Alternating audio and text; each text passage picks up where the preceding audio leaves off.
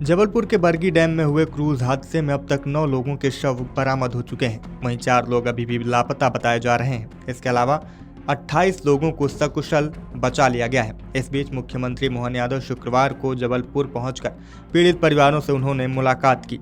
इस दौरान माहौल बेहद भावुक रहा। कहीं उन्होंने बच्चों को गले लगाकर सांत्वना दी तो कहीं बेटियों के सिर पर हाथ रखकर उन्हें हिम्मत दी। मुख्यमंत्री सबसे पहले हादसे में जान गंवाने वाली नीतू सोनी के घर पहुंचे, जहां परिजनों से मिलकर शोक संवेदनाएं व्यक्त की। परिवार की बच्ची अपने आंसू नहीं रोक पा रही थी, जिस पर सीएम ने उसे भी सांत्वना दी है। इसके बाद वे रियाज हुसैन के घर भी पहुंचे, जो इस हादसे में बाल बाल बचे थे। रियाज ने बताया कि वे तकरीबन घंटों क्रूज में फंसे रहे और उन्हें उम्मीद नहीं थी कि वो बच पाएंगे।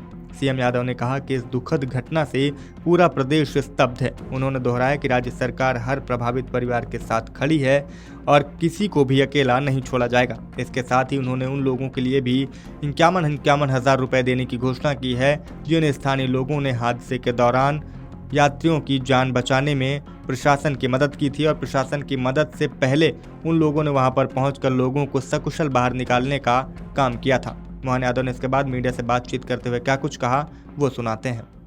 ये बात सही है कि ये एक तरह समेकित रूप से जो प्रयास किया गया है, जिसके कारण से एनडीआरएफ, एसडीआरएफ, आर्मी के भी जो अच्छे कुशल गोताखोर है, जिनको बाहर से भी बुलाया गया, उनके सारे अधिकारियों के साथ मिल करके ये जो रेस्क्यू ऑपरेशन चलाया, जिसके कारण से 28 लोग बचे, जिसमें एक रियाज भाई तो 4-5 घंटे लगातार पानी में रहने के बाद भी एक तरह से वो मैं अभी उनसे भी मिल करके आया हूँ। शहर के अंदर जिन जिन के घर में दुखद घटना हुई है, उनसे मिल करके आए हैं।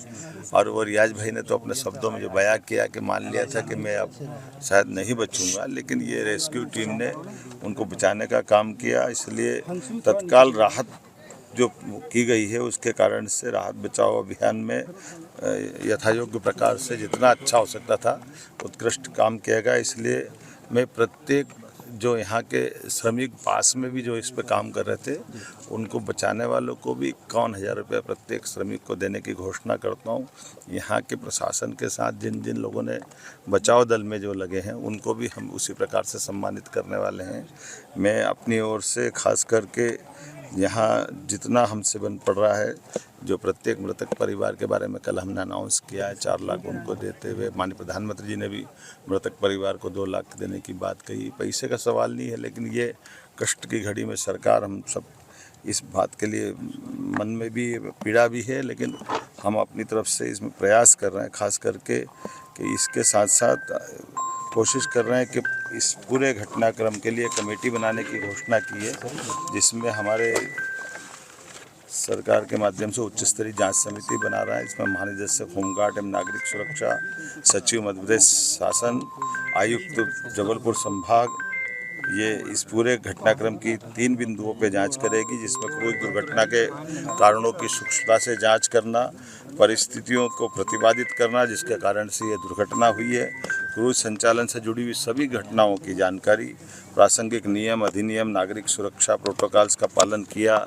या नहीं किया, इस सारी बातों के साथ भविष्य में फिर कभी दोबारा ऐसी घटना न हो, इसके प्रबंधन के लिए नौका पर्यटन, क्रूज पर्यटन, एडवेंचर स्पोर्ट्स आदि सभी को इस भविष्य में एसओपी तैयार करके हम इसमें कोशिश करेंगे कि ऐसी घटना दोबारा न हो। लेकिन मैं एक बार फिर हमारे सभी जवानों को, इस बचाव दल के लोगों के साथ, जनप्रतिनिधियों और प्रशासन के साथ, जबलपुर वासियों के भी धैर्य के आधार पर, क्योंकि सारे लोग पूरे नदी के किनारे पूरी रात गुजारते, मैं मीडिया बंधुओं का भी आभार मानता हूँ। आप सब ने भी यहाँ अपनी आंखों से देखा है कि अभी भी रेस्क्यू ऑपरेशन ख़त्म नहीं हुआ है, अभी भी क्रूज को और खींच करके लेकर आए हैं, और हो सकता है जिस प्रकार से लोग मिसिंग हो सकते यहीं कहीं हो। अधिकतर जितना 28 लोग को ऐसी घटना के बाद बचाना, ये बड़ी चुनौती थी, लेकिन मैं मान के चलता हूँ कि ये हमारे बहादुर जवानों की और सारे लोग, जितने लोग जुड़े थे, उनकी जीवटता है। इसके कारण से घटना को एक तरह से मिनिमाइज किया गया और कई लोग बचे हैं, और इस घटना में जो भी दोषी रहेगा, हम उसको छोड़ने वाले नहीं, उस पर कठोर कार्रवाई करेंगे। परिवहन पर रोक लगाएंगे?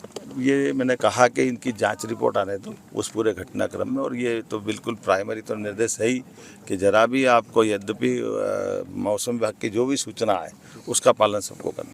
आपके राज्य की खबरें, आपके शहर की खबरें सबसे पहले जानने के लिए देखते रहें अमर उजाला। चैनल को सब्सक्राइब जरूर कर लें और पाएं हर अपडेट।